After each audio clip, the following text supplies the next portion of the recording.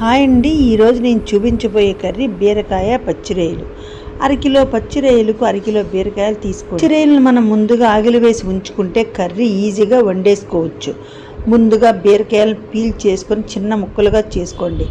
దానిలోకి ఒక ఉల్లిపాయ 4 పచ్చిమిర్చి చిన్న ముక్కలుగా చేసుకోండి. స్పూన్ ఆయిల్ వేసుకుని పచ్చిరొయ్యలను ఎర్రగా వేయించుకొని పక్కన పెట్టుకోవాలి.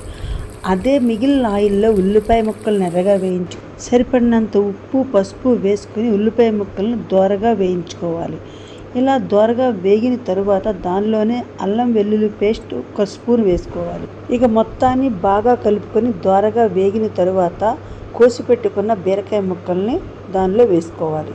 బీరకాయ ముక్కలు వేసిన తరువాత 5 మినిట్స్ పాటు మూత పెట్టుకుని మగ్గనివ్వాలి. ఇలా మగ్గిన బీరకాయ ముక్కల్లో మనం వేయించి పెట్టుకున్న పచ్చిరొయ్యలను వేసుకుని బాగా కలుపుకొని మూత పెట్టుకోవాలి. ఇలా మగ్గిన కూరలోకి 2 స్పూన్ల కారం వేసుకుని బాగా కలుపుకోవాలి. కారం వేసిన తర్వాత 5 మినిట్స్ పాటు వేగనిచ్చి దానిలో 1 గ్లాసు నీళ్లు పోసుకుని 15 మినిట్స్ పాటు కర్రీని బాగా ఉడకనివ్వాలి. ఇలా ఉడికిన తర్వాత దానిలో కొత్తిమీర జల్లుకొని దించేసుకోవచ్చు. పచ్చిరొయ్యలను ఆగిలి వేసి పెట్టుకుంటే మాత్రం ఈ కూర చాలా ఈజీగా వండేసుకోవచ్చు. పచ్చిరొయ్యలను ఎలా ఆగిలి వేయాలనేది ముందు వీడియోలో ఉన్నది, చూడండి ఒకసారి. ప్లీజ్ లైక్ చేయండి, సబ్స్క్రైబ్ చేయండి.